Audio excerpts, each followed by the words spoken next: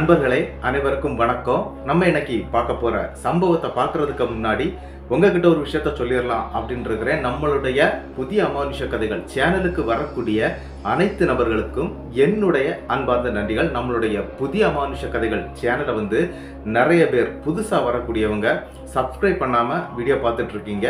மறக்காமல் சப்ஸ்கிரைப் பண்ணிக்கிட்டு பெல் ஐக்கானையும் தட்டிடுங்க. உங்கள் லைஃப்பில் இதை மாதிரியான அமானுஷ்ய சம்பவங்கள் ஏதாவது நடந்திருந்தா அதை என்னுடைய வாட்ஸ்அப் நம்பருக்கு ஒரு வாய்ஸ் நோட்டான் மற்றும் மெசேஜ் நீங்க அனுப்பலாம். என்னுடைய வாட்ஸ்அப் நம்பரை டிஸ்கிரிப்ஷன்லையும் கொடுத்துருக்கிறேன், இந்த டிஸ்பிளேலையும் தெரியும். கண்டிப்பா ஃபாலோ பண்ணிக்கோங்க. வாங்க இன்னைக்குள்ள வீடியோக்குள்ளாடி நம்ம போயிடலாம். கதை சொல்லிட்டேன் சார். அதுல உனக்கு கதை கேட்டு பழகிடுச்சு, எனக்கு கதை சொல்லியே பழகிடுச்சு. நான் கதை சொல்றேன், நீ கேளு. இந்த சம்பவத்தை நமக்கு அனுப்பியிருக்கிறது கயல் மற்றும் மஞ்சுளா அப்படிங்கிறவங்க தான் இந்த சம்பவத்தை அனுப்பியிருக்கிறாங்க. இந்த சம்பவம் நடக்கக்கூடிய காலகட்டம் 2023 தாங்க இந்த சம்பவம் நம்மளுடைய கயல் டு மஞ்சுளாவுக்கு நடந்திருக்குது. இந்த சம்பவம் நடக்கக்கூடிய இடம் எங்க அப்படின்னு கேட்டீங்கன்னா கோயம்புத்தூர் தான். அவங்களுக்கு கோயம்புத்தூர்ல தான் இந்த சம்பவம் நடந்திருக்குது. ஆனா இவங்க ரெண்டு பேருமே பொள்ளாச்சியை சேர்ந்தவங்க தான். கோயம்புத்தூர்ல இவங்க என்ன பண்ணிட்டு இருக்காங்க அப்படின்னு பாத்தீங்கன்னா ஒரு தனியார் ஹாஸ்பிட்டல்ல நர்ஸாட்டு வேலை பார்த்துட்டு இருக்காங்க. இவங்களுடைய டியூட்டி டைம் அடிக்கடி மாறிட்டு இருக்கும். ஆனா இவங்க ரெண்டு பேரும் ஒரே ஊரை சேர்ந்தவங்க. அது மட்டும் இல்ல ஒரே ஹாஸ்டல்ல தான் இருக்கிறாங்க. அந்த ஹாஸ்டல்ல என்ன அப்படின்னா இவங்க ரெண்டு பேருக்கும் தனியா ஒரு ரூம் எடுத்தே தங்கி இருக்கிறாங்க. அதனால இவங்க ரெண்டு பேருக்குமே அந்த ஒரே டைம்ல ஜாப் பண்ணியிருப்பாங்க, அதாவது வேலை கொடுத்துருப்பாங்க. அந்த மாதிரியான வேலை என்ன அப்படின்னு பாத்தீங்கன்னா ஒரு வாரம் இந்த பிரசவ வார்டில் இருக்கிறது, அதுக்கு பிறகு ஒரு வாரம் ஆப்ரேஷன் வார்டில் இருக்கிறது, ஒரு வாரம் அப்படி மாத்தி மாத்தி அப்படியே வார்டு மாத்திட்டே இருப்பாங்க. இவங்க ரெண்டு பேருக்கும் பகல் மற்றும் நைட் அப்படின்னு சொல்லி டியூட்டி வந்துச்சுன்னா ரெண்டு பேருக்கும் ஒரே டைம்ல தாங்க டியூட்டி போடுவாங்க. இவங்க படிச்சது வேற வேற காலேஜ் தான், மஞ்சுளா மற்றும் நம்மளுடைய கயல். இவங்க ரெண்டு பேருமே படிச்சது வேற வேற காலேஜியா இருந்தாலும் இவங்களுடைய ஊர் ஒரே ஊரு. ரெண்டு பேருக்குமே கோயம்புத்தூர்ல இருக்கக்கூடிய ஒரு தனியார் ஹாஸ்பிட்டல்ல தாங்க வேலையும் கிடைச்சிருக்குது. இப்படிதான் இவங்களுடைய அன்றாட வாழ்க்கை அந்த கோயம்புத்தூர் ஹாஸ்பிட்டல்ல போயிட்டு இருந்திருக்குங்க. அதே மாதிரி கயலுக்கு அப்பா அம்மா அதுக்கு பிறகு ஒரு தம்பி இருக்கிறாங்க. அதே மாதிரி மஞ்சுளாவுக்கு அப்பா அம்மா ஒரு அக்கா இருக்கிறாங்க. அக்காவை கல்யாணம் பண்ணி கொடுத்துட்டாங்க. இப்போ இருக்கிறது நம்மளுடைய மஞ்சுளா தான். இவங்க ரெண்டு பேருக்குமே அவங்கவுங்க வீட்டுல மேரேஜுக்கு பார்த்துக்கிட்டே இருக்கிறாங்க. சரியா ஒன்றும் அமையல. ஆனா என்ன அப்படின்னா இவங்க வேலைக்கு போயிட்டு இருக்கிறாங்க. அதாவது என்ன அப்படின்னு பாத்தீங்கன்னா கோயம்புத்தூர்ல தான் வேலை பார்த்துட்டு இருக்கிறாங்க. இவங்களுடைய சொந்த ஊர் பொள்ளாச்சி அப்படின்னு நான் சொன்னேன் இல்லையா. இப்படிதாங்க இவங்களுடைய லைஃப் அப்படியே ஓடி போயிட்டு இருக்குது. ஆனா என்ன நடந்துச்சு அப்படின்னு பாத்தீங்கன்னா இவங்க லைஃப்ல ஒரு அமானுஷ்யமான ஒரு திகில் சம்பவம் நடந்திருக்குங்க. இந்த அமானுஷ்யத்துல இருந்து அவங்க வெளியே வந்தாங்களா இல்லையா அப்படிங்கறதுதான் இந்த பதிவுடைய ஒரு முக்கியமான விஷயம் அப்படிங்கறத தெரிவிச்சுக்கிட்டு வாங்க உள்ள போயிடலாம். அதாவது என்ன அப்படின்னு பாத்தீங்கன்னா நம்மளுடைய கயல் மற்றும் மஞ்சுளா ரெண்டு பேருமே அந்த ஹாஸ்பிட்டல்ல வேலை பார்த்துட்டு இருக்கிறாங்க. அப்படி வேலை பார்த்துட்டு இருக்கும்போது இவங்களுக்கு ஒரு வாரம் நைட் டியூட்டி தான் கொடுத்துருக்காங்க. அப்படி நைட் டியூட்டி பண்ணிட்டு இருக்கும்போது கிட்டத்தட்ட ஒரு நள்ளிரவு ஒரு 12 மணி இருக்குங்க. அந்த நேரத்துக்கு ஒரு சம்பவம் நடக்குது. அன்னைக்கு அவங்களுக்கு கொடுக்கப்பட்டிருக்கக்கூடிய அந்த வேலை எங்க அப்படின்னு பாத்தீங்கன்னா ஆபரேஷன் தியேட்டர் பக்கம் கொடுத்துருக்காங்க. அங்க கூடுதல் ஆட்கள் இருக்க மாட்டாங்க. இதுல என்ன அப்படியே ஒரு விஷயம் அப்படின்னு பாத்தீங்கன்னா நம்மளுடைய மஞ்சுளா இருக்காங்க இல்லையா, அவங்க அந்த ஆபரேஷன் ரூமை கிளீன் பண்ணிக்கிட்டு வெளியே வந்துருவாங்க. அதுக்கு பிறகு இவங்க ரெண்டு பேருமே, அதாவது நம்மளுடைய கயல் மற்றும் மஞ்சுளா ரெண்டு பேருமே வெளியே இருக்கக்கூடிய அந்த மேசையில தாங்க உட்கார்ந்து பேசிக்கிட்டே இருப்பாங்க. அது மட்டும் இல்ல இன்னொரு விஷயம் என்ன அப்படின்னா யாராவது அர்ஜென்டா அந்த ஆபரேஷன் தியேட்டருக்கு கொண்டு வரவோ வாங்கவோ செய்தா மட்டும்தாங்க அந்த இடத்துல ஆள் இருக்கும். அதாவது இவங்க இருக்கக்கூடிய அந்த ஹாஸ்பிட்டல்ல 3வது ஸ்டெப்ல தாங்க இந்த ஆபரேஷன் தியேட்டர் இருக்குது. அப்படி அங்க என்ன நடக்குது அப்படின்னு பாத்தீங்கன்னா நள்ளிரவு 12 மணிக்கு அந்த நேரத்துல இவங்க வேலை பார்த்துட்டே இருக்கிறாங்க. யார் அப்படின்னா நம்மளுடைய மஞ்சுளா உள்பக்கமா எல்லாம் கிளீன் பண்ணிட்டு இருக்கிறாங்க. அன்னைக்கு முடிஞ்ச வேலைகள் அவ்வளோத்தையுமே கிளீன் பண்ணி அங்க பிளட் அது இதெல்லாம் இருக்கும் எல்லாத்தையுமே கிளீன் பண்ணிட்டு உள்ள நின்று வேலை பார்த்துட்டு இருக்கும்போது நம்மளுடைய கயலுக்கு ஒரு சம்பவம் நடக்குது. என்ன அப்படின்னு பாத்தீங்கன்னா கயலுக்கு ஒரு கால் வருதுங்க. அதாவது அவங்க ஊர்ல இருந்து தான் கால் வருது. என்ன அப்படின்னு பாத்தீங்கன்னா உங்க அப்பா அம்மா இந்த மாதிரி ஒரு இடத்துக்கு போயிட்டு வந்ததுல ஆட்டோ ஆக்சிடென்ட் ஆகி இந்த மாதிரி அடிபட்டு ஹாஸ்பிட்டல்ல சேர்த்திருக்கிறோம், பொள்ளாச்சியில இருக்கக்கூடிய ஒரு ஹாஸ்பிட்டல்ல தான் சேர்த்திருக்கிறோம் அப்படிங்கறது மாதிரி ஒரு கால் வருதுங்க. இதை கேட்ட உடனே கயலுக்கு கையும் காலும் ஓடல, என்னாச்சு ஏதாச்சுன்னு சொல்லிட்டு பதற ஆரம்பிக்கிறாங்க. என்ன விஷயம் அப்படின்னா அவங்க அப்பாவுக்கு நல்ல அடிபட்டு இருக்குது. அப்படி அடிபட்டதுல நிறைய ரத்தம் போயிடுச்சுங்க. அப்படி ரத்தம் போனதுனால அவங்களுக்கு உடனே ரத்தம் வேணும். ஆனா என்ன அப்படின்னா இவங்களுடைய பிளட் குரூப் ரொம்ப ரேரான ஒரு பிளட் குரூப்பா இருக்குது. அதனால அந்த குரூப்ல இருக்கிறது நம்மளுடைய கயல்விழி தாங்க. அப்படி கயல்விழியை உடனே வர சொல்றாங்க ஹாஸ்பிட்டலுக்கு. கயல்விழிக்கு இப்ப என்ன பண்ணணும் ஏது பண்ணணும்னு தெரியல. அந்த இடத்துல மஞ்சுளாவை கூப்பிட்டு பேசவும் முடியல. மஞ்சுளாவுடைய மொபைல் முதல் கொண்டு எல்லாமே வெளியில இருக்கக்கூடிய அந்த டெஸ்க்ல இருக்குது. அவங்க உள்ள கிளீன் பண்ணிட்டு இருக்காங்க. வேகமா கதவு தட்ட ஆரம்பிக்கிறாங்க டக் டக்குன்னு. ஆனா என்ன அப்படின்னா அவங்களுக்கு கேட்கவே மாட்டேங்குது. கத்தி பாக்குறாங்க, என்னதாமோ செய்து பாக்குறாங்க, முடியல. சரி நம்ம இங்க இருந்து எப்போ உடனே போயாகணும் அப்படிங்கிற ஒரு கணக்குல அங்க இருக்கக்கூடிய டாக்டருக்கு வந்து கால் பண்ணி விஷயத்த சொல்றாங்க. இந்த மாதிரி அர்ஜென்ட், எனக்கு உடனே போகணும். இந்த இடத்துல மஞ்சுளா மட்டும்தான் இருக்கிறா. நீங்க ஏதாவது ஒரு நர்ஸை கூட விட்டுக்கிட்டு என்ன அனுப்பி வச்சிருங்க அப்படிங்கறது மாதிரி நம்மளுடைய கயல் கேட்க அந்த டீனும் ஒத்துக்கிடுறாரு. சரின்னு சொல்லிக்கிட்டு நம்மளுடைய கயல் என்ன பண்றாங்க அப்படின்னா நம்மளுடைய மஞ்சுளாவை கூப்பிடுறதுக்கு ட்ரை பண்றாங்க. ஆனா மஞ்சுளா வந்து அந்த கிளீனிங் ஒர்க்ல ரொம்ப பிஸியா இருந்துட்டு இருக்காங்க. சரி இவள்கிட்ட இப்ப சொல்லிக்கிட்டு நம்ம எதுவும் பண்ணிட்டு இருக்க வேண்டாம் அப்படின்னு சொல்லிக்கிட்டு வேக மட்டும் கிளம்புறாங்க. அப்படி கிளம்பும் போது தன்னுடைய மொபைல் எடுத்து வாட்ஸ்அப்ல போய் அவங்க கிளம்புறதாட்டு சொல்லி ஒரு மெசேஜை மட்டும் போட்டிருக்கிறாங்க. இந்த மெசேஜ் வந்து அவ பார்த்த உடனே நமக்கு கால் பண்ணிடுவா அப்படின்னு சொல்லிக்கிட்டு வேகமா கிளம்புறாங்க. என்ன அப்படின்னா ஹாஸ்பிட்டல்ல இருந்து ஸ்ட்ரெயிட்டா பஸ் ஸ்டாண்டு போகணும், பஸ் ஸ்டாண்ட்ல இருந்து பஸ் ஏறணும் அப்படிங்கிற ஒரு எண்ணத்துல தாங்க கிளம்புறாங்க. ஆனா என்ன அப்படின்னா இவங்களுக்கு தெரிஞ்ச நபர்கள் நிறைய ஆட்டோக்காரங்களாம் இருக்கிறாங்க. இந்த மாதிரி ஏதாவது அர்ஜென்ட் கேஸ்னா அவங்க ஓடி வருவாங்க இல்லையா, இவங்க கையிலலாம் நம்பர் கொடுத்துருப்பாங்க. அங்க இருக்கக்கூடிய பேஷண்ட்டுகள் யாராவது அனுப்பி வைக்கணும் அப்படின்னா இந்த மாதிரி நம்பரை கொடுத்து இந்த ஆட்டோவை கூப்பிடுங்க அப்படின்னு சொல்றது மாதிரி தாங்க எல்லாமே பண்ணி வச்சிருப்பாங்க. அதே மாதிரி தாங்க நிறைய நம்பர் இருக்குது. எல்லா நம்பரையும் கால் பண்ண ஆரம்பிக்கிறாங்க. ஒரு ஆட்டோ டிரைவரும் போன் எடுக்க மாட்டேங்கிறான். அதுல எடுக்கிறவங்க எல்லாம் நாங்க தூரத்துல இருக்கிறோம், அங்க இருக்கிறோம், இங்க இருக்கிறோம் அப்படிங்கிற மாதிரி சொல்றதுனால அந்த இடத்துல ஆட்டோவே இல்லைங்க. வெளியே வந்துடுறாங்க. ஹாஸ்பிட்டலை விட்டு வெளியே வந்து பார்க்கும்போது ஹாஸ்பிட்டல்ல சேர்ந்த ஒரு ஆம்புலன்ஸ் இருக்குது. ஆனா அந்த ஆம்புலன்ஸ் உடைய டிரைவர் அங்க இல்லைங்க. என்ன பண்றது அப்படிங்கறதே தெரியல. கண்ணை பிரிக்கிட்டு இருக்கிறாங்க. அந்த நேரத்துக்கு என்ன ஒரு யோசனை வருது அப்படின்னா இந்த மாதிரி நிறைய நர்ஸ் இருக்காங்க. அந்த மாதிரி நர்ஸுகள் அந்த ஏரியாவை சேர்ந்தவங்களும் நிறைய பேர் அங்க வேலை பார்க்குறாங்க. அப்படி வேலை செய்யக்கூடிய ஒரு நர்ஸுடைய நம்பர் அவங்கள்ட்ட இருக்குது. அவங்கள்ட்ட வந்து ஸ்கூட்டி இருக்குதுங்க. அந்த ஸ்கூட்டியை வாங்கிட்டு நம்ம போயிடலாம். அவங்களுடைய மாமா கடையை வந்து இவங்களுக்கு தெரியும். இவங்கெல்லாம் அந்த கடையில போய் சாப்பிட்டுருக்காங்க. அந்த பஸ் ஸ்டாண்டுக்குள்ள தாங்க இருக்குது. அப்ப என்ன பண்றாங்க அப்படின்னா அந்த பொண்ணுக்கு தாங்க கால் பண்றாங்க. கால் பண்ணோன்னா அந்த பொண்ணு ஸ்கூட்டியுடைய சாவியை கொண்டு கொடுக்குது. மணியை பார்க்கும்போது மணி 12 ஆகுதுங்க. அதாவது என்ன ஒரு விஷயம் அப்படின்னு பாத்தீங்கன்னா இந்த பஸ் ஸ்டாண்டுக்கு போறதுக்கு கிட்டத்தட்ட எங்க ஹாஸ்பிட்டல் இருக்கக்கூடிய இடத்துல இருந்து ஒரு 3.5 கிலோமீட்டர் போனோங்க. ஆனா இன்னும் ஒரு வழி இருக்குங்க. அதாவது ஒரு யூ மாடல்ல தான் இந்த பஸ் ஸ்டாண்டுக்கு போய் சேர முடியும். ஆனா அப்படி ஏ மாடல், அதாவது குறுக்காப்புல ஒரு வழி இருக்குதுங்க. ஒரு ஊருக்குள்ளோட போகக்கூடிய ஒரு வழிங்க. அந்த வழியோட போயிட்டோம் அப்படின்னா கிட்டத்தட்ட 2 கிலோமீட்டர் தாங்க. ஆனா கொஞ்சம் ரோடு வந்து மோசமா தான் இருக்கும். கொஞ்சம் மெல்ல தான் போக வேண்டியது இருக்குங்க. சரின்னு சொல்லிக்கிட்டு நம்மளுடைய கையிலும் அந்த ஸ்கூட்டியை வாங்கிக்கிட்டு அந்த பெண்ணுகிட்ட உங்க மாமா கடையில நான் அந்த வண்டியை கொடுத்துட்றேன் அப்படின்னு சொல்லிக்கிட்டு கிளம்புறாங்க. அங்க இருந்து வேகமா வண்டியை எடுத்துக்கிட்டு வந்துகிட்டே இருக்கிறாங்க. அப்படி நைட்டு கிட்டத்தட்ட மணி 12:01 ஆகுதுங்க. அந்த நேரத்துக்கு வரும்போது அந்த தெரு, அதாவது ஃபுல்லாவே அது வந்து ஊருடைய ரோடு அப்படிங்கிறதுனால இந்த ஸ்ட்ரீட் லைட் வந்து நிறையவே இருக்குங்க. வரிசையா இருக்குது. ஒரு 20 மீட்டருக்கு ஒரு டியூப் லைட் இருந்துகிட்டே இருக்குது. அதையும் அவங்க கிராஸ் பண்ணி வந்துகிட்டே இருக்கிறாங்க. அப்படி வரும்போது கரெக்டா ஒரு 1/2 கிலோமீட்டர் தாங்க இருக்கும். அந்த இடத்துல ஒரு பெண் நின்றுட்டு இருக்கிறாங்க. அவங்க கையில ஒரு குழந்தையை வச்சுட்டு நிக்கிறாங்க. குழந்தையை வச்சுட்டு நிக்கிறதுனால அந்த இடத்துல நம்மளுடைய கையில் இந்த வண்டியில இருக்கக்கூடிய லைட் வெளிச்சத்துல தாங்க அப்படி பார்த்துட்டே போயிட்டு இருக்கிறாங்க. அந்த நேரத்துக்கு யோசிக்கிறாங்க, இந்த நைட்டு நேரத்துலயும் இந்த மாதிரி பொண்ணுங்க வந்து குழந்தைகள்லாம் தூக்கிட்டு இந்த நைட்ல நடக்கிறாங்களே அப்படின்னு யோசிச்சுக்கிட்டு தாங்க நம்மளுடைய கையில் வந்து அந்த இடத்துல வண்டியில வந்துட்டு இருக்கிறாங்க. டக்குன்னு அந்த பெண் வந்து என்ன பண்றாங்க அப்படின்னா குறுக்கால கையை காட்டுறாங்க. அப்படி குறுக்கால கையை காட்டின உடனே இவங்க வண்டியை நிப்பாட்டுறாங்க. நிப்பாட்டி பார்த்தா அவங்களுக்கு ரொம்ப தெரிஞ்ச பொண்ணுங்க. அதான் ரொம்ப தெரிஞ்ச பொண்ணு அப்படின்னு சொன்னா கிட்டத்தட்ட 1 மாசத்துக்கு முன்னால அதே ஹாஸ்பிட்டல்ல குழந்தை பெற்றுக்கிறதுக்காக கர்ப்பிணியாக வந்த ஒரு பெண் தாங்க அங்க நிக்கிறாங்க. அவங்கள பார்த்தோன்னு உங்களுக்கு சந்தோஷம் தாங்க. என்ன அப்படின்னா கையில குழந்தை இருக்குது பாத்தீங்களா, அதை பார்த்தோன்னு நிதானமா குழந்தை அப்படின்னு சொல்லி பேசுறாங்க. இன்னொரு விஷயம் இருக்குது. என்ன அப்படின்னா இந்த பெண் 3 நாள் அங்க தங்கி இருந்திருக்கிறாங்க. அதாவது இந்த கை குழந்தையோட இருக்கக்கூடிய அந்த பெண் வந்து 3 நாட்கள் அந்த ஹாஸ்பிட்டல்ல தங்கி இருந்திருக்கிறாங்க. ஆனா அதன் பிறகு தாங்க இந்த பொண்ணுக்கு பிரசவம் ஆயிருக்குது. ஆனா அந்த கேப்ல 1 வாரம் லீவு போட்டுக்கிட்டு நம்மளுடைய மஞ்சுளா மற்றும் கயல் இவங்க 2 பேருமே ஊருக்கு போயிருந்தாங்க. அந்த கேப்ல தாங்க இந்த பொண்ணுக்கு பிரசவம் ஆயிருக்குது. பிரசவம் ஆகி அங்க செய்திருக்குது. ஆனா இது வந்து உங்களுக்கு தெரியாது. சரிமா நான் அன்னைக்கு ஒன்ன பார்த்தது, அதுக்கு பிறகு இன்னைக்கு தான் ஒன்ன பாக்குறேன். எங்கம்மா இந்த நேரத்துல போற, அது இந்த வழியா போயிட்டு இருக்கிற அப்படின்னு சொன்னோன்னே, இல்லம்மா நான் இந்த வழியா தான் போயிட்டு, அதாவது பஸ் ஸ்டாண்டுக்கு போறதுக்கு தான் போயிட்டு இருந்தேன். உங்களுடைய வண்டியோட அந்த லைட் தெரிஞ்ச உடனே தான் நான் நின்னுட்டேன். யாராவது வர்றாங்க, அவங்க பின்னால ஏறி உட்காந்து போயிடலாம் அப்படின்னு சொல்லிதாம்மா நான் நிக்கிறேன் அப்படிங்கிற மாதிரி அந்த பெண் சொல்றாங்க. சரின்னு சொல்லிக்கிட்டு இவங்களும் சரிமான்னு சொல்லிட்டு நிறைய கதைகள் இவங்க அந்த இடத்துல பேசுறாங்க. இருந்தாலும் அந்த இடத்துல இவங்களுக்கு அர்ஜென்ட், அவங்க அப்பாவை பார்க்க போனோம். அதனால இந்த விஷயத்த சொல்றாங்க, எங்க அப்பாவுக்கு ஆக்சிடென்ட் ஆயிடுச்சு, அதனால ஒரு விஷயம் பண்ணுங்க, நீங்க வண்டியில ஏறுங்க, நம்ம பேசிக்கிட்டே போயிடலாம் அப்படின்னு சொல்லிக்கிட்டு வண்டியில ஏறி அவங்க தாங்க வண்டியை ஓட்டிட்டு இருக்காங்க. அந்த பொண்ணு பின்னால உட்கார்ந்து இருக்குது.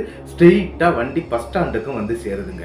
பஸ் ஸ்டாண்ட்ல வந்து சேர்ந்த பிறகு என்ன நடக்குது அப்படின்னு பாத்தீங்கன்னா, அந்த வண்டியை கொண்டு போய் கரெக்டா அந்த மாமான்னு சொன்னாங்க இல்லையா, அந்த பொண்ணுடைய மாமா அவங்கள்ட்ட கொண்டு வண்டியை ஒப்படைச்சிக்கிட்டு இவங்க என்ன பண்ணாங்க அப்படின்னா, அந்த பொண்ணை வந்து அந்த கடைக்கு கொஞ்சம் இருட்டு பகுதியில் நிப்பாட்டி வச்சிருக்காங்க, நில்லுமா அப்படின்னு சொல்லிக்கிட்டு இவங்க போய் இதெல்லாம் கொடுத்துட்டு ரிட்டர்ன் வந்து பார்க்கும்போது அந்த பொண்ணையும் அந்த குழந்தையும் காணலைங்க. இவங்களுக்கு அரண்டுருது, ஐயோ நம்ம கூட தானே வந்துச்சு, எங்க போச்சுது அப்படின்னு சொல்லிட்டு அங்கங்கேயா சுத்தி பார்க்கும்போது அந்த இடத்துல ஒரு பஸ் ஒன்று வேகமா கிராஸ் ஆகி போகுதுங்க. ஒருவேளை அந்த பஸ்ல ஏறி இருப்பா போல இருக்குது அப்படிங்கிறது மாதிரி கயல் நினைச்சுக்கிட்டு அவங்க என்ன பண்றாங்க அப்படின்னா, அவங்க போக வேண்டிய பொள்ளாச்சி பஸ் அங்க நிக்குதுங்க. அந்த பஸ்ல ஏறி அவங்களும் வீட்டுக்கு வந்துடுறாங்க. அதாவது அவங்க அப்பாவுக்கு அடிபட்டு இருக்கிறதுலயே ஹாஸ்பிட்டலுக்கு போய் பிளட் எல்லாம் கொடுத்து அவங்க அப்பாவுக்கு கிட்டத்தட்ட 2 நாள்ல எல்லாமே சரியாயிடுச்சு. அதன் பிறகுதாங்க இவங்க மறுபடியும் ஹாஸ்பிட்டல் வர்றாங்க. ஹாஸ்பிட்டல் வந்த பிறகு என்ன நடக்குது அப்படின்னா, இங்க மஞ்சுளா மட்டும்தான் சிங்கிளா இருந்தாங்க இல்லையா, அவங்க கிட்ட வந்து ஒரு விஷயத்த பேசிட்டு இருக்கிறாங்க. இந்த மாதிரி ஆயிடுச்சுமா, அப்பாவுக்கு இப்படி ஆச்சு அப்படி ஆச்சு அப்படின்னு சொல்றாங்க. அது இல்லாம சொல்லாம போனதை பத்தியும் திட்டிக்கிட்டே இருக்கிறாங்க. மாறி மாறி மெசேஜே பண்ணல. என்ன அப்படின்னா, மஞ்சுளாவுக்கு பயங்கரமான கோவங்க கயலுக்கு மேல. என்ன அப்படின்னா, உங்க அப்பாவுக்கு ஆக்சிடென்ட் ஆயிருக்குது, சரி நானும் கூட வந்திருப்பேன் இல்லையா, நீ எதுக்கு என்ன தனியா விட்டுட்டு போன அப்படிங்கிற ஒரு கோவத்துல இந்த மெசேஜை மட்டும் பார்த்துருக்காங்க. ஆனா என்ன அப்படின்னா, அதுக்கு பிறகு மெசேஜே பண்ணல, நீ என்னையும் கூட கூட்டிட்டு போகல இல்லையா அப்படின்னு சொல்லிட்டு ரொம்ப கோவத்தோட இருக்கிறாங்க. அதனால போனே பண்ணல. அதன் பிறகு நம்மளுடைய கயல் வந்த பிறகுதாங்க பேச ஆரம்பிக்கிறாங்க. ஆனாலும் நம்மளுடைய மஞ்சுளாவுக்கு பயங்கரமான கோவங்க. என்ன நடக்குது அப்படின்னு பாத்தீங்கன்னா, 2 நாட்கள் அப்படியே ஓடி போயிருது. கொஞ்சம் தட்டியும் முட்டியும் இருப்பாங்க அப்படின்னு சொல்லுவாங்க இல்லையா, அந்த கணவன் மனைவி இருப்பாங்க இல்லையா, அந்த மாதிரியே இருந்துட்டு இருக்கிறாங்க. 2 பேரும் கோவப்பட்டுக்கிட்டு, ஒரு ஆள் முகத்தை அங்க தூக்கிக்கிட்டு, ஒரு ஆள் முகத்தை இந்த பக்கம் தூக்கி வச்சுக்கிட்டு இருந்துட்டே இருக்கிறாங்க. 3வது நாள் வந்து பேச வேண்டிய ஒரு கண்டிஷன் ஏற்படுது. என்ன அப்படின்னு பாத்தீங்கன்னா, இவங்க வந்து அன்னைக்கு அந்த ஊருக்கு போகக்கூடிய பாதையில ஒரு பொண்ணை வந்து இவங்க பைக்ல ஏத்திட்டு கூட்டிட்டு போனாங்க இல்லையா, அந்த பெண்ணுடைய ஒரு ரிப்போர்ட்டை வாங்குறதுக்காக அங்க அவங்க அப்பாவும் அம்மாவும் வந்திருக்கிறாங்க. யாருடைய அப்பானா, அந்த பெண்ணுடைய அப்பாவும் அம்மாவும் வந்திருக்கிறாங்க. இதை பாக்குறாங்க. அந்த பொண்ணுடைய ரிப்போர்ட்டை எடுத்துட்டு போறது நம்மளுடைய மஞ்சுளா தாங்க எடுத்துட்டு போறாங்க. அன்னைக்கு அவங்களுக்கு கொடுக்கப்பட்டிருக்கக்கூடிய வேலை இடம் வந்து இந்த மாதிரி ரிப்போர்ட் வாங்கி கொடுக்கறது, அந்த மாதிரியான வேலைகள்ல தான் அன்னைக்கு ஈடுபட்டு இருக்கிறாங்க நம்மளுடைய கயல் மற்றும் மஞ்சுளா. அப்படி அந்த ரிப்போர்ட்டை பார்க்கும்போது தாங்க ஒரு பேரதிர்ச்சி இவங்களுக்கு ஏற்படுது. என்ன அப்படின்னு பாத்தீங்கன்னா, அந்த ரிப்போர்ட்ல வந்து அவங்க டெத்தான சர்டிபிகேட் தாங்க அந்த ரிப்போர்ட்ல இருக்குது. அதை பார்த்து தான் அரண்டுறாங்க. என்ன அப்படின்னா, பிரசவத்துல அந்த குழந்தையும் இறந்து போச்சுது, அந்த பொண்ணு இறந்து போயிட்டாங்க. அவங்க அந்த பக்கத்து ஊரை சேர்ந்தவங்க, அதாவது அந்த ஹாஸ்பிட்டல் நான் சொன்னேன் இல்லையா, ஹாஸ்பிட்டல்ல இருந்து ஒரு 1/2 கிலோமீட்டர் தூரத்துல ஒரு ஊர் இருக்கு அப்படின்னு நான் சொன்னேன் இல்லையா, அந்த ஊரை சேர்ந்த பொண்ணு தாங்க அந்த பெண் இறந்துட்டாங்க அப்படிங்கிற விஷயம் அப்பந்தாங்க இவங்களுக்கு தெரிய வருது. அந்த ரிப்போர்ட்டை பார்த்த உடனே இவங்களுக்கு கை கால் நடுங்கிறது. யாருக்கு? நம்மளுடைய கயலுக்கு. கயல் நல்லா பயந்துடுறாங்க. அது மட்டும் இல்லாம இந்த ரிப்போர்ட்டை கொடுத்துடுறாங்க. கொடுத்துக்கிட்டு மஞ்சுளாவை கூட்டிட்டு போய் விஷயத்த சொல்ல ஆரம்பிக்கிறாங்க. அப்பதாங்க அவங்க 2 பேரும் ஒண்ணு ஒண்ணா பேச ஆரம்பிக்கிறாங்க. ஏன் அப்படின்னா, அவ்வளவு நேரம் சண்டை போட்டுட்டே இருந்தாங்க. ஏண்டி நீ என் கூட வாடி, உன்ட்ட ஒரு முக்கியமான விஷயம் பேசணும், இல்லைன்னா நான் செத்தே போவேன் அப்படிங்கிற மாதிரி நம்மளுடைய கயல் சொல்லவே அந்த இடத்துல மஞ்சுளாவும் கூட போறாங்க. அப்படி கூட போன மஞ்சுளா கிட்ட தாங்க விஷயத்த சொல்ல ஆரம்பிக்கிறாங்க. இந்த மாதிரி அந்த நைட்டு நேரத்துல அந்த பொண்ணுடைய அந்த கை குழந்தையும் நான் பார்த்தேமா, நான் தான் வண்டியில ஏத்தி பஸ் ஸ்டாண்ட்ல கொண்டு இறக்கி விட்டேன் அப்படின்னு சொல்லி இருக்கிறாங்க. இதை கேட்ட உடனே நம்மளுடைய மஞ்சுளாவுக்கு தூக்கி வாரி போட்டுருது. என்ன அப்படின்னா, மஞ்சுளாவுக்கு இந்த விஷயம் தெரிஞ்சிருக்குது. அதே கயல்கிட்ட இந்த விஷயத்த சொல்லவே இல்லைங்க. ஆனா கயல் வந்து இதை சொல்லி சொல்லி அப்படி ஒரு மாதிரி பயப்பட ஆரம்பிச்சிட்டாங்க. அது இல்லாம அவங்களுக்கு ஒரு மாதிரி வைப்ரேட்டர் ஆக ஆரம்பிச்சிருது. உடம்பெல்லாம் அப்படி கிடுக்கிட்டுன்னு ஆட ஆரம்பிக்குது. இதையெல்லாம் பார்த்துட்டு ஒன்றும் இல்லைம்மா, ஒன்றும் இல்லை, நீ இதெல்லாம் பெருசாக்காத அப்படின்னு சொல்லிக்கிட்டு ரிப்போர்ட்டை கொடுத்துட்டாங்க. இவங்களை தனியாக கூட்டி வந்து அந்த இடத்துல உட்கார வச்சு விஷயத்தெல்லாம் சொல்றாங்க. அவ இறந்துட்டா, பிரசவத்தில் இறந்து போனா, அவளை வந்து நம்ம இனிமேல் அதெல்லாம் பார்க்கக்கூடாது, பேசக்கூடாது, அப்படி இப்படிங்கிற மாதிரி எல்லாம் சொல்லிட்டு இருக்கிறாங்க. அதாவது பார்க்கக்கூடாது, பேசக்கூடாதுன்னா இதெல்லாம் வந்து ஒரு கனவாட்டு நினைச்சு மறந்துரு அப்படி இப்படின்னு சொல்லி நம்மளுடைய மஞ்சுளா என்ன பண்றாங்க அப்படின்னா, நம்மளுடைய கயலை வந்து கொஞ்சம் தேர்த்தி எடுக்கிறாங்க. அன்னைக்கு சாயந்தரம் தான் இவங்களுக்கு டியூட்டி முடியுது. சாயந்தரமே இவங்க என்ன பண்றாங்க அப்படின்னா, ஸ்ட்ரைட்டாட்டு பக்கத்துல இருக்கக்கூடிய ஒரு கோயிலுக்கும் போறாங்க. அது எந்த கோயில் அப்படின்னு கேட்டீங்கன்னா, மாகாளி அம்மன் அப்படிங்கிற ஒரு கோயிலுக்கு தாங்க போறாங்க. அந்த கோயில்ல போய் சில பல திருநூறுகள்லாம் வாங்கி போட்டுடுறாங்க. அங்கே உள்ள அந்த தீபாரணையெல்லாம் பார்த்து கும்பிட்டுக்கிட்டு அங்கே இருந்து சாமி கும்பிட்டுட்டு அங்கேருந்து கிளம்பிடுறாங்க. ஸ்ட்ரெயிட்டாக எங்கே வந்துடுறாங்க அப்படின்னா, ஹாஸ்டலுக்கு வந்துடுறாங்க. ஹாஸ்டலுக்கு வந்த பிறகும் நம்மளுடைய கையிலுக்கு வந்து அந்த பெண்ணுடைய ஞாபகம் அப்படியே இருந்துட்டு இருக்குது. அது துளி கூட மாறவே இல்லைங்க. அரண்டு போயிடுறாங்க. அதாவது என்னன்னா, அவங்க நல்லா பயந்துட்டாங்க. அந்த விஷயம் கேட்ட நேரத்துல இருந்து பயந்துட்டாங்க. ஏன்னா அந்த பொண்ணை தத்ரூபமா கூட கூட்டிட்டு போனது, பைக்கில் ஏற்றி வச்சிருந்தது, அவங்க கிட்ட நேரடியாக பேசினது, இது எல்லாத்தையுமே அவங்களுக்கு அப்படி மைண்டுக்குள்ள வந்துட்டு வந்துட்டு போயிட்டே இருக்குங்க. நான் உண்மையை தான் சொல்றேன்டி அப்படின்னு சொல்லிக்கிட்டு மஞ்சுளாட்ட சொல்ல, மஞ்சுளா இதெல்லாம் ஒரு கனவு தான், நீ வந்து அதை அப்படியே மறந்துரு அப்படிங்கிறது மாதிரி சொல்ல, இப்படியே போயிட்டு இருக்குதுங்க. கிட்டத்தட்ட ஒரு வார காலத்துல வந்து என்ன ஆகுது அப்படின்னு பாத்தீங்கன்னா, நம்மளுடைய அந்த கயல் இருக்கிறாங்க இல்லையா, அவங்களுடைய உடம்பு கொஞ்சம் கொஞ்சமா மெல்லிசாக ஆரம்பிக்குது. அவங்க சரியா சாப்பிட்றது கிடையாது, தண்ணி குடிக்கிறது கிடையாது. இந்த மாதிரி பல பிரச்சனைகள் அவங்களுக்கு வந்துகிட்டே இருக்குது. அதாவது என்ன அப்படின்னா, உடல் ரீதியான நோய் மாதிரி அவங்களுக்கு வந்துட்டே இருக்குதுங்க. ஆனா அவங்களுடைய மனசுக்குள்ள இருந்து அந்த ஒரு விஷயம், அந்த அமானுஷத்தை மட்டும் அவங்களால அழிக்கவே முடியல. ரொம்ப கஷ்டப்படுறாங்க. ஆனா என்ன நடந்தது அப்படின்னு பாத்தீங்கன்னா, நம்மளுடைய மஞ்சுளா வந்து என்ன பண்ணாங்க அப்படின்னா, இந்த விஷயத்தை எப்படியாவது கயலுடைய அப்பா அம்மாவுக்கு கண்டிப்பா சொல்லி ஆகணும் அப்படின்னு சொல்லிக்கிட்டு உடனே சொல்லிடுறாங்க. சொன்னது மட்டும் இல்ல, கரெக்டா டீனு கிட்ட பேசி இவங்க 15 நாள் 2 பேருமே லீவை போட்டுடுறாங்க. ஆனா கயல் அந்த ஹாஸ்பிட்டலை விட்டு வரமாட்டேங்கிற மாதிரிலாம் பேசியிருக்கிறாங்க. இல்ல நம்ம போய் தான் ஆகணும் அப்படின்னு சொல்லிக்கிட்டு அவங்க அப்பா அம்மாவையும் வர சொல்லி கயலுக்கு கூட மஞ்சுளாவும் கிளம்பிடுறாங்க. அவங்க வீடு பொள்ளாச்சிக்கும் போய் சேர்ந்துடுறாங்க. பொள்ளாச்சியில சேர்ந்த பிறகுதாங்க அங்க ஒரு விஷயம் தெரிய வருது. என்ன அப்படின்னா, நள்ளிரவு நேரத்துல இந்த கயல் அப்படிங்கிற அந்த பெண் வந்து ஏதாவது ஒரு மூளை பக்கமா ஒதுங்கி இருந்து இந்த குழந்தைக்கு பால் கொடுப்பாங்க பார்த்திருக்கீங்களா, அந்த மாதிரியான ஷேப்ல ஏதாவது ஒரு பொம்மையோ இல்லைன்னா ஒரு தலகாணியோ எதையாவது எடுத்துட்டு வந்து அவங்க மார்பகத்தை ஓபன் பண்ணி பால் கொடுக்கறது மாதிரியான ஒரு ஆக்ஷன்ல நள்ளிரவு நேரத்துல அவங்க ஈடுபடுறத அவங்க குடும்பத்தை சேர்ந்த, அதாவது யார் அப்படின்னா அவங்க அப்பாவும் அம்மாவெல்லாம் பார்த்துருக்குறாங்க. இந்த மாதிரி எல்லாம் பொண்ணு பண்ணிட்டு இருக்கிறா, இது வேற ஏதோ பிரச்சனை, மஞ்சுளா சொன்னது மாதிரி ஏதோ ஒரு பிரச்சனையில மாட்டிட்டு இருக்கிறா அப்படின்னு சொல்லிக்கிட்டு அவங்க பேய் ஓட்டத்துக்கு கொண்டு போவீங்க, சைக்காலஜிஸ்ட் கிட்ட கொண்டு போயிருக்கிறாங்க. அப்படி அங்க போன இடத்துல அங்க இருக்கக்கூடிய டாக்டர்கள் பார்த்துக்கிட்டு இவங்களுக்கு ஒரு பிரச்சனையும் இல்லை, அவங்க தெளிவா தான் இருக்கிறாங்க அப்படின்னு ஒரு ஸ்டேட்மெண்ட்டையும் கொடுத்துட்றாங்க. சரின்னு சொல்லிக்கிட்டு மறுபடியும் வீட்டுக்கு கூட்டிட்டு வந்துடுறாங்க. கிட்டத்தட்ட ஒரு 2 வாரம் அழகா போயிருதுங்க. ஆனாலும் இந்த நள்ளிரவு நேரத்துல நம்மளுடைய கயல் வந்து வேற மாதிரியான ஒரு உருவத்துக்கு மாறுறத அவங்களால பார்க்க முடியுது. என்ன அப்படின்னா, கயலுடைய அம்மா அப்பா, அதுக்கு பிறகு கயலுக்கு ஒரு தம்பி இருக்கிறாங்க அப்படின்னு நான் சொன்னேன் இல்லையா, இவங்க தம்பி முதல் கொண்டு இவங்களை பார்த்து பயப்படக்கூடிய ஒரு நிலைமை ஏற்பட்டிருக்குது. அது எப்படி அப்படின்னு பாத்தீங்கன்னா, நம்மளுடைய கயல் இருக்கக்கூடிய பெட்ரூம் இருக்கு பாத்தீங்களா, அந்த பெட்ரூம்ல வந்து சைட்ல வந்து ஒரு பீரோ இருக்குங்க. அந்த பீரோல வந்து ஒரு பெரிய கண்ணாடி போட்டிருக்கோம். அதாவது ஒரு சைடு டோர்ல வந்து ஃபுல் கண்ணாடி அப்படின்னு சொல்லி இருக்காங்க. அந்த கண்ணாடி வழியா சில நேரங்கள்ல நம்மளுடைய கயலை வந்து, அதாவது கயல் வந்து பெட்ரூம் டோரை வந்து ஓப்பன் பண்ணி தான் வச்சிருப்பாங்க. அதை க்ளோஸ் பண்ணி வைக்கிறதுக்கு அவங்க அப்பா அம்மா சம்மதிக்க மாட்டாங்க. ஏன்னா எந்த நேரத்தில் என்ன நடக்குது அப்படின்னு தெரியாது இல்லையா. அப்படிதாங்க ஒரு நைட்டு என்ன நடக்குது அப்படின்னா, அந்த பீரோக்கு பக்கத்துல இந்த பெண் நின்றுட்டு இருக்கிறாங்க, அதாவது நம்மளுடைய கயல் நின்றுட்டு இருக்கிறாங்க. அந்த நேரத்துல அவங்க தம்பி வந்து யதார்த்தமாட்டு அந்த பக்கம் மட்டும் வர்றாரு. அந்த ரூம் பக்கத்துல வரும்போது திடீர்னு அந்த கண்ணாடியை பார்த்துக்கிறாங்க. அப்படி கண்ணாடியை பார்க்கும்போது தன்னுடைய அக்காவுடைய இடுப்புல ஒரு குழந்தை இருக்குது. ஆனா அங்க நிக்கிறது அந்த கண்ணாடிக்குள்ள தெரியக்கூடிய பிம்பம் தன்னுடைய அக்கா கிடையாது, அது வேற ஒரு பெண் அப்படிங்கிறத அவங்க பார்க்குறாங்க. பார்த்த இடத்துல அந்த இடத்துல அவங்க தம்பி பயங்கரமா கத்திடுறாரு. ஏன்னா அவருக்கு நல்ல பேய் பயம் உண்டுங்க. இந்த விஷயத்த பார்த்த உடனே பயங்கரமா கத்திடுறாரு. கத்தன சத்தம் கேட்டு அவங்க அப்பா அம்மா எல்லாம் எந்திரிச்சு வந்துடுறாங்க. வந்து பார்க்கும்போது இந்த இடத்துல தம்பி மயங்கி கீழே விழுந்து கிடக்குறாரு. இது என்னடா இப்படி ஒரு பிரச்சனை ஆகி போச்சு அப்படின்னு சொல்லிக்கிட்டு கேட்கறாங்க. தண்ணீர் தெளிக்கப்பட்டு தம்பியை எழுப்பப்பட்டு அவர்கிட்ட கேட்கறாங்க, என்னடா ஆச்சு அப்படின்னு சொல்லி கேட்கும்போது அந்த இடத்துல தாங்க அவர் பயந்துகிட்டே இந்த விஷயத்த சொல்றாரு. அவர் கை கால்லாம் நடுங்குது. நம்மளுடைய அக்கா அங்க இல்ல, அங்க இருக்கிறது வேற ஒண்ணு அப்படிங்கிற மாதிரி அவர் திருப்பி பேச ஆரம்பிக்கிறாருங்க. அவங்களுக்கு எதுவுமே புரியல. சரி நம்ம இதை வந்து பக்கத்துல யார்கிட்டயாவது கேட்டு ஏதாவது மாந்திரிகர்களை வச்சு இதை பார்த்துடலாம் அப்படிங்கிறது மாதிரியான ஒரு முடிவுக்கும் வர்றாங்க. அப்படி மாந்திரிகர்களை தேட ஆரம்பிக்கிறாங்க. கிட்டத்தட்ட ஒரு 4-5 பேர் வந்து பார்த்துட்டு போயிடுறாங்க. வரக்கூடியவங்க எல்லாருமே காசை புடுங்கிக்கிட்டு அவங்க எஸ்கேப் ஆகிறதான் வேலையா இருக்குது. அந்த ஆன்மாவை எதுவுமே பண்ண முடியலைங்க. ஆனா அடுத்ததாட்டு ஒரு சம்பவம் நடக்குதுங்க. என்ன அப்படின்னு பாத்தீங்கன்னா, எல்லாருமே கிச்சன்ல வேலை பார்த்துட்டு இருக்கிறாங்க. யார் அப்படின்னா இவங்க அப்பா அம்மா தம்பி எல்லாருமே கிச்சன்ல வேலை பார்த்துட்டு இருக்கிறாங்க. எதுக்காக அப்படின்னா, அவங்களுடைய மாமனார் ஒருத்தர் வந்து வீட்டுக்கு வர போறாரு. அவர் கிட்டத்தட்ட 2 ஆண்டுகளுக்கு பிறகு வெளிநாட்டுல இருந்து வந்திருக்கிறாரு. அவர் வந்து இவங்க வீட்டுக்கு விருந்துக்கு வர்றாங்க அப்படிங்கிற ஒரு விஷயம் அவங்களுக்கு தெரிய வந்ததுனால அவங்களுக்கான தடபுடல் சமையல் ஏற்பாடுகள்லாம் நடந்துட்டு இருக்குங்க. அதாவது கோழி அது இதுன்னு வாங்கி வெட்டிட்டு இருக்கிறாங்க. அதாவது நாட்டுக்கோழிகள் வாங்கி வீட்டில் வெட்டி தான் சமைப்பாங்களாம். அந்த மாதிரி சமையலுக்காக நாட்டுக்கோழியை வெட்டிட்டு இருக்கும்போது தாங்க அங்க ஒரு அதிபயங்கர சம்பவம் நடக்குது. அதுவும் காலையில கரெக்டா 10 மணிக்கு நடக்குதுங்க.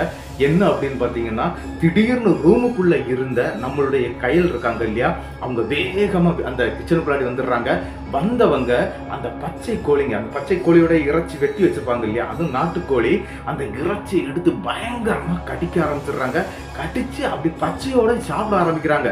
இதையெல்லாம் பார்த்த உடனே அங்க இருக்கக்கூடிய 3 பேருக்கும் கை காலெல்லாம் நடுங்கிறது. என்ன அப்படின்னா, இந்த பெண் என்ன பண்றாங்க அப்படின்னு சொல்லிக்கிட்டு 2-3 தடவை அந்த பொண்ணை உலுப்பி இருக்கிறாரு அவங்க அப்பா. ஆனா அவங்க அப்பாவை சீறி ஒரு பார்வை பார்த்துருக்குங்க. அந்த பார்வையோட அவங்க அப்பாவுக்கு கை காலெல்லாம் ஆட்டம் கொடுத்து அவர் கீழே விழுந்துட்டாராம். அந்த அளவுக்கு பயந்து போயிருக்கிறாருங்க. அந்த நேரத்துக்கு அந்த மாமா, அதாவது வெளிநாட்டுல இருந்து வந்தாரு அப்படின்னு நான் சொன்னேன் இல்லையா, அவங்க குடும்பத்தோட வீட்டுக்குள்ள வர்றாங்க. வீட்டுக்குள்ள வரக்கூடியவங்க தான் இந்த விஷயத்த பாக்குறாங்க. அப்படி பார்த்து அவங்களுக்கு புரிஞ்சிருது, இந்த பொண்ணுடைய உடம்புல வந்து ஏதோ ஒண்ணு இருக்குது அப்படிங்கறத புரிஞ்சுக்கிடுறாங்க. உடனே அவங்க என்ன பண்றாங்க அப்படின்னா, பொள்ளாச்சியில அவங்களுடைய குலதெய்வம் வந்து கருப்பசாமி தாங்க. அதாவது இந்த மாமான்னு சொன்னேன் இல்லையா, அவங்களுடைய குலதெய்வம் தான். இவங்க தங்கச்சியை கட்டி இருக்கிறதுனாலதான் அந்த முறை வருது, அதாவது மாமா முறை வருது. அப்படி இருக்கக்கூடிய மாமா தான் வந்திருக்கிறாரு. அந்த மாமா என்ன பண்றாரு அப்படின்னா, பார்த்த உடனே அவருக்கு புரிஞ்சிருது, இந்த பொண்ணுக்கு மேல ஏதோ ஒரு அதிபயங்கரமான ஒரு சக்தி ஏறி இருக்குது அப்படின்னு சொல்லிக்கிட்டு உடனே இங்க இருந்து நம்ம கிளம்புறோம் அப்படின்னு சொல்லி அவங்க வந்தாங்க பாத்தீங்களா காரு. அதே கார்ல அந்த பொண்ணை ஏத்திக்கிட்டு இந்த சாதனங்கள் எல்லாத்தையும் போட்டபடியா போட்டுக்கிட்டு இவங்களையும் தூக்கி கார்ல ஏத்திக்கிட்டு வேகமா அந்த வண்டி அங்க இருந்து கிளம்புதுங்க. ஸ்ட்ரைட்டா எங்க போயிடுறாங்க அப்படின்னா, பொள்ளாச்சியில இருக்கக்கூடிய அவங்க குலதெய்வமான அந்த கருப்பசாமி கோயிலுக்கும் போய் சேர்ந்துடுறாங்க. அந்த நேரத்துல ஒரு அதிபயங்கரமான சம்பவம் என்ன அப்படின்னு பாத்தீங்கன்னா, அதுவும் ஒரு டிசம்பர் மாதம் தான். இந்த ஐயப்பன் கோவில் சாமிமார்கள்லாம் வந்து இந்த தலைக்கு கெட்டு சமைப்பாங்க இல்லையா, அந்த மாதிரி அந்த கருப்பன் கோயில்ல தாங்க இந்த இருமுடி கெட்டுகள்லாம் கெட்டப்பட்டு இருக்குது. அந்த நேரத்துக்கு உள்ள போகவே ஆல்ரெடி அங்க ஒரு சாமி ஆடிக்கிட்டு இருக்கிறாரு. அது யார் அப்படின்னா கருப்பசாமி தாங்க. அங்க இருக்கக்கூடிய ஒரு பக்தர் மேல ஆடிக்கிட்டே இருக்கிறாரு. இந்த இருமுடி கெட்டும் போது அங்க வந்து பம்பை மேளங்கள்லாம் வாசிப்பாங்க. அப்படி வாசிக்கும் போது அந்த ஆட்டம் வந்துருங்க, கருப்பசாமி வந்துருவாரு. அதே மாதிரி ஆடிக்கிட்டு இருக்கக்கூடிய இடத்துல தாங்க இந்த பொண்ணையும் கூட்டிட்டு போகவே இந்த பெண் அந்த இடத்துல பயங்கர அகோரமாட்டம் அவங்க அப்பா மாமா எல்லாரையும் தூக்கி வீசிட்டு ஓடதுக்கு நிக்குதுங்க. அதை தூக்கி வீசிடுச்சு. ஆனா ஓட போகும்போது அங்க இருக்கக்கூடிய ஐயப்ப பக்தர்கள் வந்து எதையுமே பார்க்கல. உடனே போய் அந்த பொண்ணை பிடிச்சிடுறாங்க. பிடிச்சிக்கிட்டு ஸ்ட்ரெயிட்டா அந்த கோயிலுக்கு முன்னாடி ஒரு அச்சாரம் மாதிரி இருக்குங்க, அதாவது இந்த கோலத்துல வரைஞ்சி வச்சிருப்பாங்க அச்சாரம். அந்த அச்சாரத்துக்கு மேல அப்படியே உட்கார வச்சிடுறாங்க. அப்படி உட்கார வச்ச அடுத்த செகண்ட் அந்த பொண்ணு தீ பிடிச்சு எரியறது மாதிரியான பயங்கரமான கத்தலோட அந்த இடத்துல கதறிட்டு இருக்குங்க. அந்த இடத்துல சுத்தி சுத்தி ஆடிக்கிட்டு இருக்கக்கூடிய இந்த கருப்பசாமி என்ன பண்றாரு அப்படின்னா, அப்படி ஒரு 3 பிரம்பு கம்புகளை அந்த பீடத்துக்கு பக்கத்துல இருந்து எடுத்துட்டு வர்றாங்க. அது ஒரு ஒல்லியா இருக்குது, ரொம்ப ஒல்லியான கம்பு அப்படின்னு சொல்லப்படுதுங்க. ஒரு 3 கம்புகளை எடுத்துட்டு வந்திருந்தாங்க உண்டு. ஒரு அடி கொடுக்குறாருங்க. ஃபர்ஸ்ட் அடியோட அது கத்திக்கிட்டு அலறிட்டு நிக்குதுங்க. நான் போயிடுறேன், என்னை விட்டுருங்க அப்படின்னு சொல்லிக்கிட்டு கதற ஆரம்பிக்குது.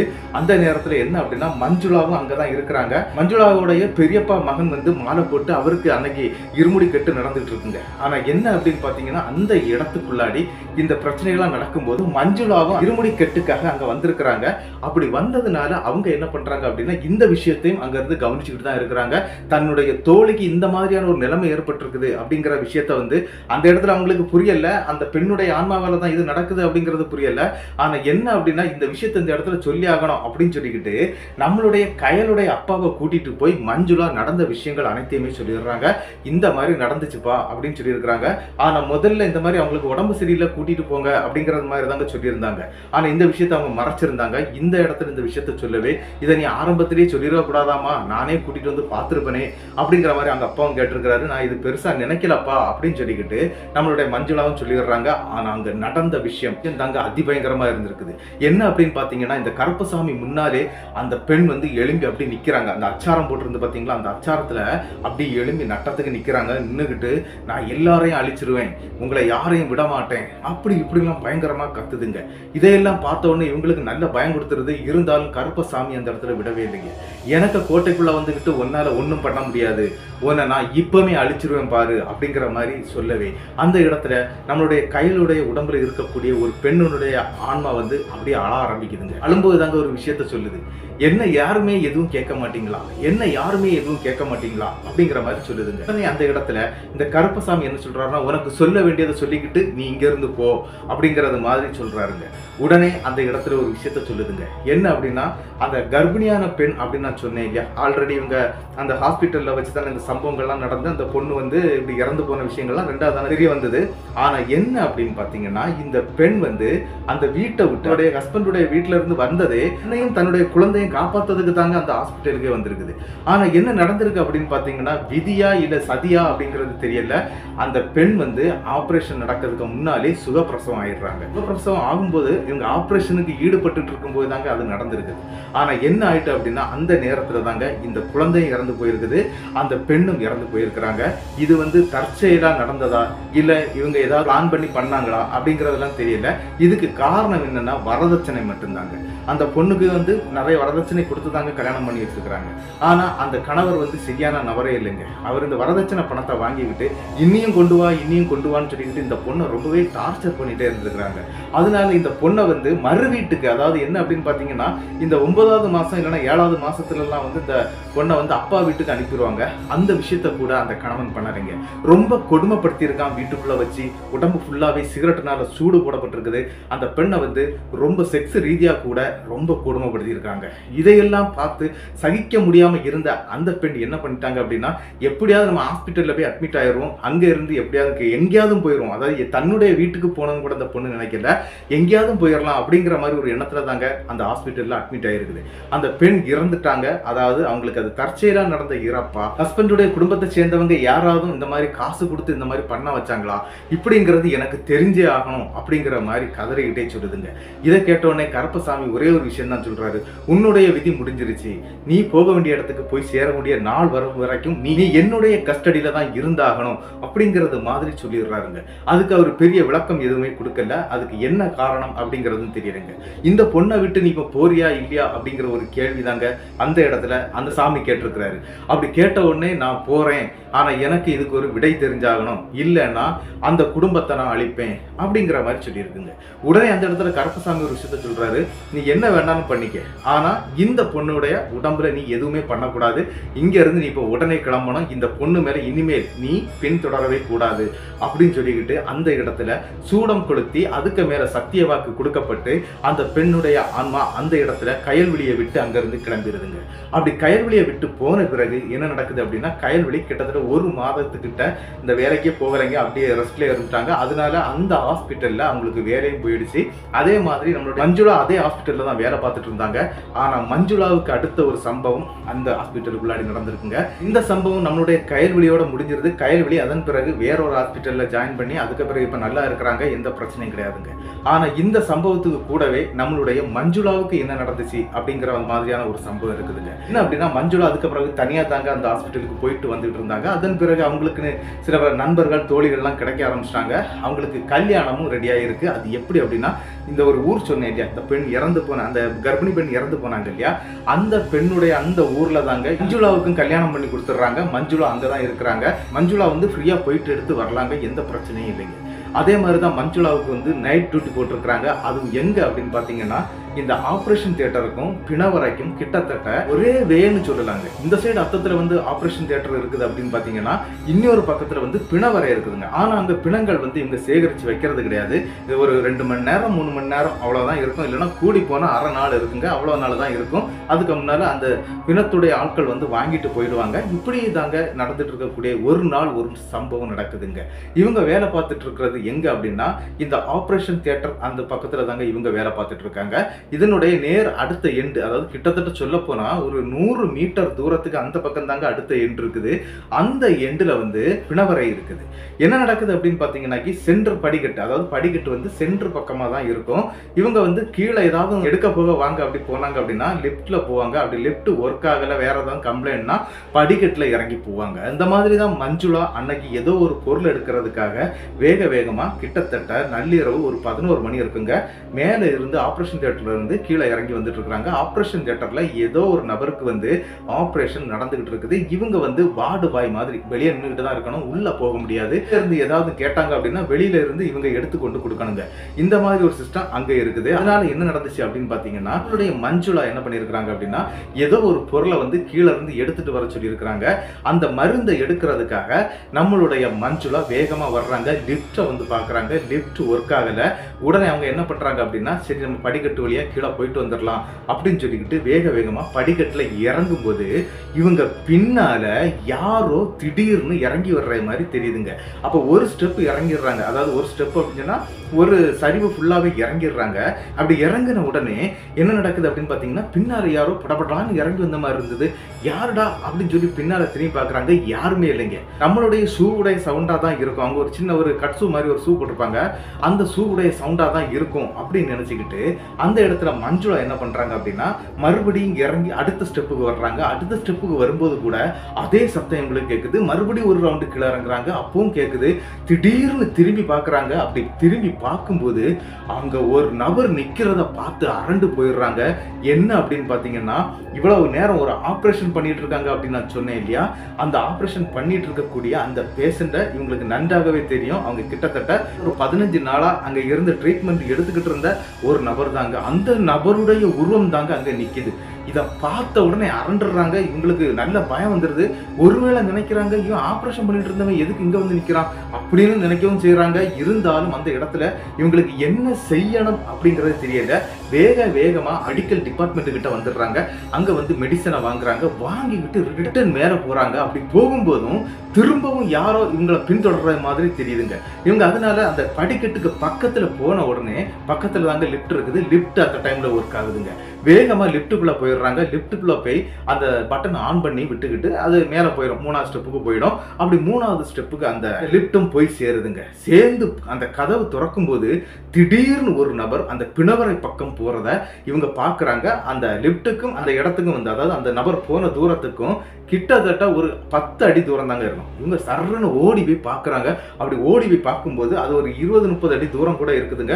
அங்க வரைக்கும் அந்த நபர் நடந்து போறத இவங்க கண் கூட பார்த்துருக்குறாங்க. ஆனா என்ன விஷயம் அப்படின்னா, எதிர்த்தாப்புலயும் பில்டிங் இருக்குது. அங்கேயும் நிறைய நபர்கள்லாம் அப்படி சுத்திக்கிட்டு இருக்கிறாங்க. அதையெல்லாம் பார்க்குறாங்க. இந்த நேரத்துல இப்படி ஒரு சம்பவமா அப்படின்னு நினைச்சுக்கிட்டே மனசுக்குள்ள பயத்தை வச்சுக்கிட்டே ஸ்ட்ரெயிட்டா எங்க வர்றாங்க அப்படின்னா, ஆப்ரேஷன் தியேட்டருக்குள்ள வர்றாங்க. அந்த நேரத்துக்கு உள்ள இருந்து ஒரு நர்ஸ் வெளியே வர்றாங்க. வந்து பேஷண்ட் முடிஞ்சு போச்சு, ஒன்றும் பண்ண முடியல அப்படிங்கிறது மாதிரி சொல்லிக்கிட்டு அந்த இடத்துல அவங்க முகத்தை துடைச்சிக்கிட்டு போறத இவங்க பார்க்குறாங்க. ஆனா இங்க நடந்த இந்த சம்பவத்தை அவங்க கிட்ட சொல்லணுமா வேண்டாமா அப்படிங்கிற ஒரு பயத்திலே நம்மளுடைய மஞ்சுளாவுடைய கை கால்லாம் நடுங்கிறது. என்ன அப்படின்னா, அந்த நபர் இறந்துட்டாரு, அவருடைய ஆன்மா வெளியே வந்திருக்குது, அது அந்த பிணவரையை பார்த்து போனது, இது எல்லாமே அவங்க கண் கூட பார்த்துருக்குறாங்க. அதன் பிறகு மஞ்சுளாவுக்கு பயங்கரமான பயம் ஏற்பட்டிருக்குது. கிட்டத்தட்ட 2023 வந்து நம்மளுடைய கயல் வந்து அந்த ஹாஸ்பிட்டலை விட்டு போயிட்டாங்க. 2024 பிப்ரவரி மாசத்துல நம்மளுடைய மஞ்சுளாவும் அந்த ஹாஸ்பிட்டலை விட்டே போயிட்டாங்க. என்ன அப்படின்னா, அவங்க இந்த சம்பவத்தை பார்த்ததுல இருந்து அவங்களுக்கு நள்ளிரவு நேரத்துல இந்த மாதிரியான பயம் கனவுகள் அது அவங்களால மீண்டு வரவே முடியாத அளவுக்கு ஒரு நிலைமைக்கு மஞ்சுளாவை கொண்டு போயிடுச்சு. மஞ்சுளா அதன் பிறகு பல கோவில் குளம்னு சுத்த ஆரம்பிச்சிட்டாங்க. சர்ச்சு, வேளாங்கண்ணி, அங்க இங்க அவங்களுக்கு எங்கெல்லாம் அந்த கோயில்ல வந்து தீரும் அப்படின்னு சொல்றாங்களோ அந்த கோவில்களுக்கெல்லாம் போக ஆரம்பிச்சிட்டாங்க. அதன் பிறகு கடைசியா இப்ப நம்ம கிட்ட வந்திருக்கிறாங்க. நான் ஒரு சின்ன எந்திரங்கள் எழுதி அவங்களுக்கு வந்து சில பல வேலைகள்லாம் பார்த்து அவங்களுக்கு சில விஷயங்கள்லாம் பண்ணி கொடுத்துட்டேன். இப்போ கொஞ்சம் தெளிவா இருக்கிறேன். போக போக எனக்கு வந்து அந்த பிரச்சனை இப்போ வர்றது கிடையாது, அதாவது அந்த கனவுகள் வர்றது கிடையாது. இப்போ நான் கொஞ்சம் டெவலப் ஆகி வந்துகிட்டு இருக்கிறேன் அப்படிங்கிறது மாதிரி தாங்க இந்த சம்பவம் அவங்களுக்கு நடந்ததை நம்ம கிட்ட சொல்லியிருந்தாங்க. இந்த சம்பவம் எப்படி இருந்துச்சு அப்படிங்கிறத வந்து மறக்காம கமெண்ட் பாக்ஸ்ல கமெண்ட் பண்ணிருங்க. இந்த சம்பவத்தோட நம்ம கிட்ட இந்த விஷயத்துக்கு வந்த நம்மளுடைய மஞ்சுளா மற்றும் கயல் 2 பேருக்கும் என்னுடைய மனமார்ந்த நன்றிகளை நான் சொல்லிக்கிறேன். இந்த சம்பவம் எப்படி இருந்துச்சு அப்படிங்கிறத மறக்காம கமெண்ட் பாக்ஸ்ல கமெண்ட் பண்ணிருங்க. இந்த சம்பவம் உங்களுக்கு பிடிச்சிருந்தா உங்களுக்கு தெரியக்கூடிய அனைத்து நபர்களுக்கும் இந்த சம்பவத்தை ஷேர் பண்ணி விட்டுருங்க. இந்த சம்பவத்துக்கு மறக்காம ஒரு லைக் கொடுத்துட்டு போயிருங்க. மறக்காம சப்ஸ்கிரைப் பண்ணிக்கிட்டு பெல் ஐகானை தட்டிருங்க. அடுத்த வீடியோவில் சந்திக்கும் வரை உங்களிடமிருந்து விடைபெறுவது உங்கள் நாகர்கோவில் நாகராஜன். நன்றி நண்பர்களே.